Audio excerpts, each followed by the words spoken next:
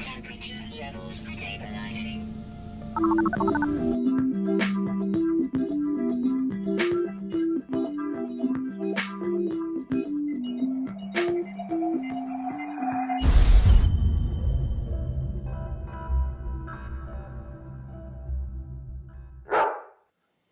Good evening, Gamer Nation. I'm mattsimpleX.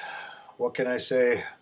I decided I'm done trying to be one of these young YouTubers. I'm clearly not. Look at this gray hair. So I'm not shaving anymore. I don't care what I look like. I'm an old fart. And if you like me, you like me. If you don't, you don't. Fuck it. I am just going to do the videos I want to do the way I want to do them. So don't think I was fooling anybody into thinking I was 28 anyways. I am an old man, I admit it, but I love video games, and I mean, look at this nice fine growth of gray hair. Gray hair. Anyway, I'm out of things to say. More No Man's Sky. So here we are again in the beautiful No Man's Sky universe.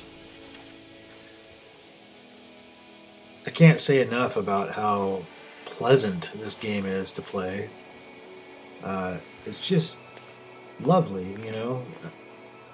Here we are coming up over the top. Those things are pretty cool, which is a phrase I find myself saying a lot when I play this game. Hey, that's pretty cool. Check this out. This stuff is called tip-topite, and not because I named it that, but that's what the game named it. Which is just another example of weird things that can happen with procedural generation. There's a neat little critter. You're going to see a lot of creatures on this video, starting with this little encounter here. This is the same planet at night. Just out doing what you do in this game, which is explore and register your exploration, register your discoveries. There's more of the tip-topite, which looks really cool at night. But then I found this guy, and you're about to witness one of the weirdly serene moments that you can have in this game when you stumble across something like this. I have no recollection of what the name of this planet was or what the name of this guy is, but who cares? You just get to kind of hang out with them. If you're lucky and move slow, they'll let you videotape them. Or they will show you their ass and run away. But this is the sort of weird little moment that you can only get from No Man's Sky. This sort of thing, it doesn't exist in any other game. Which brings up the good question, though. What is the game of No Man's Sky? What's the point of it? Well, you're about to see one of the points of the game, which is we're about to meet the Atlas. Now, if you listen to the music here, we're supposed to be all in awe. I mean, we must be meeting God himself! Jesus Christ is in the building! I mean, listen to that music. Really all this big red ball does, other than look cool, and it does look cool, like everything in this game, it looks amazing and has a cool stylized feel all of its own. But really all it does is establish more waypoints for you to get to the center of the galaxy. And you know, I had said recently I was going to do a video speculating about what would happen there, but you know, obviously tons of people are already there. If you've been paying any attention, you know that really nothing happens when you get there. You just move on to a different galaxy, which has been disappointing for a lot of people, including myself. My reaction to that was not very favorable. But then I just remembered, you know, really what you have to think about is this game is just providing you various means of more exploring, and that's really what it comes down to. So this thing offers you basically the option to continue down the path, and so you take it. I mean, there's really not much more to it than that. The path to the center of the galaxy, which is, as we all understand it right now anyway, it's a pointless destination.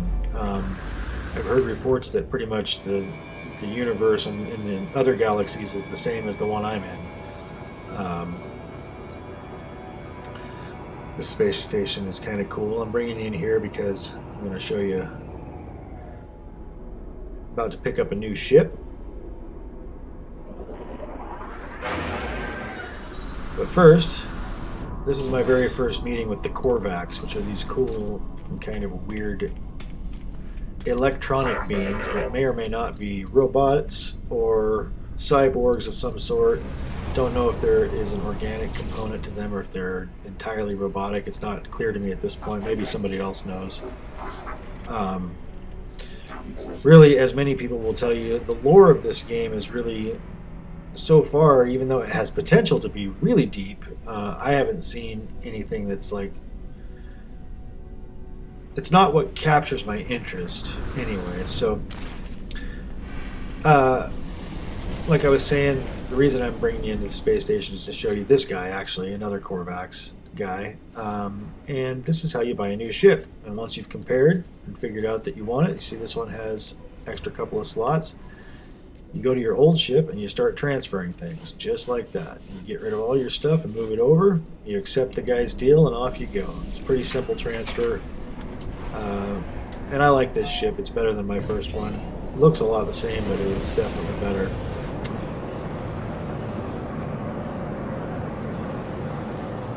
And off we go again. More of the same. Not much to it. But then I found this space anomaly.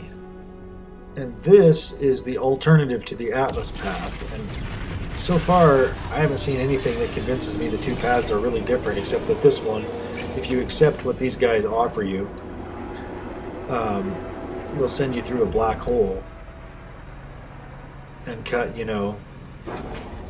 100 million light years off your journey or whatever towards the center. I don't know what it is exactly as far as that goes, but that's probably pretty high. 100 million light years is a lot. Maybe it's 100 light years. I don't remember. I don't know light years.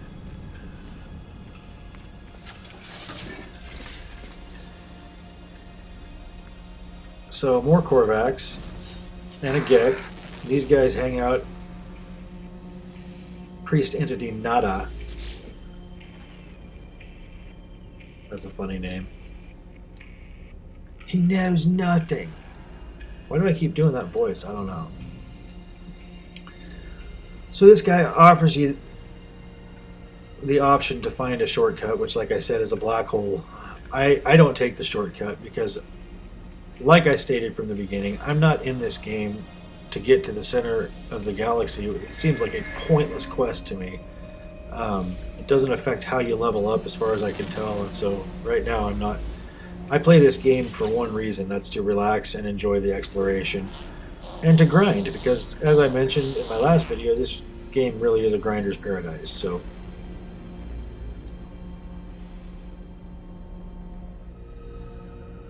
if you give this guy some species data, then he hooks you up with this fairly important thing called the Atlas Pass version 1. So off we go to the next planet, Sifunor Kulars, where I promptly got attacked by sentinels. Really, the reason I wanted to show you this planet is because there's just some cool stuff on it, including those square rock formations that suggest terraforming of some sort. Down with the sentinels. And then I found this little guy who, you'll see these little bouncy guys on many. I found different versions of these little bouncy guys. You'll see another one here toward the end of the video, but they're pretty cute and kind of fun to follow around, and they have a little surprise in store for you if you follow them. But again, you can see more of that later in the video. So here you can see on the ground daylight is approaching, and I'm not sure how I feel about, there it is, going across those formations there, or whatever that is. Obviously it's kind of a weird way to bring on the daylight, and I'm not sure how I feel about it. It's not very realistic, but again, it's one of those things, like the physics of this game, it doesn't have to be realistic. When you got planets that look like this one. I basically brought you guys here just to show you how gorgeous this place is. As I've said before, I really like the grass textures. I like the way, the look of this game is just stellar. Pardon the pun. Christ, that was bad. But then, also on this planet, I found this little pod, which I wanted to show you guys because if you haven't seen it, this. You'll find these all over different planets, and this is how you upgrade your exosuit. You see there, it cost me 30,000 units, and it'll cost you 10,000 more every time. So at this point, I'm up to like 80 or 90,000. I've got tons of gameplay that I haven't even showed you guys yet. I'm just gonna stand here and weather the storm and watch the grass blow for a bit.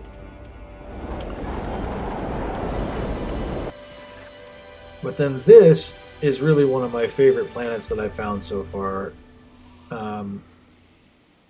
It's lush, it's interesting and green, and there's tons of life. And as you're about to see, even though these guys are pretty cool, but this next one that I found is the most interesting. This guy right here, the most interesting creature I've found to date on No Man's Sky. And it's finding weird creatures like this that kind of keeps me addicted to going back to this game, even though I haven't been playing it every day. I can't stay away from it for too long because it's these moments like this one where you're just kind of like watching.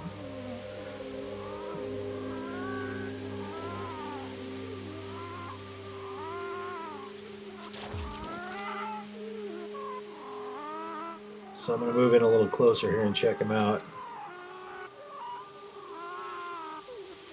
At which point, I think he doesn't like me around too much.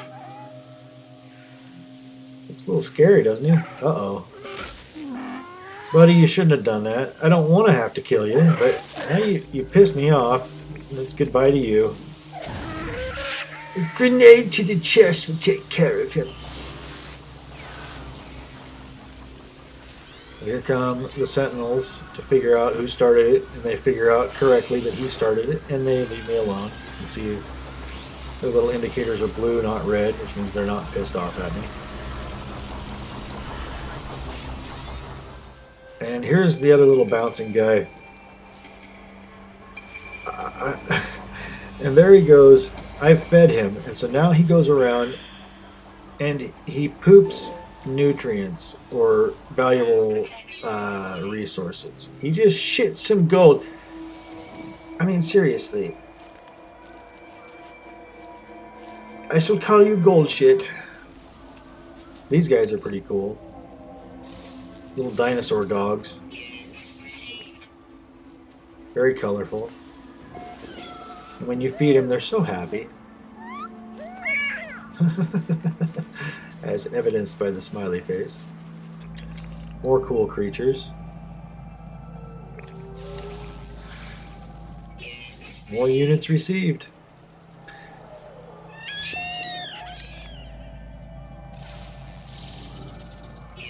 Analyzing animal ass.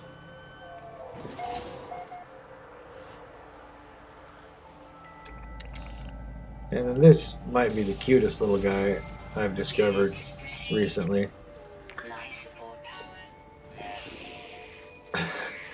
Look at him run. Remember him, I just fed him, so he's my friend.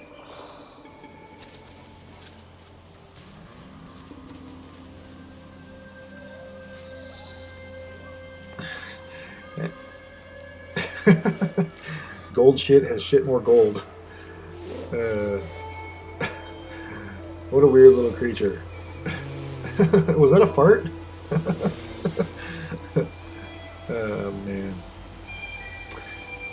Well, there you have it. We're pretty close to the end. Another long day. Another beautiful view. Not much more to say. It is what it is. Simplex out.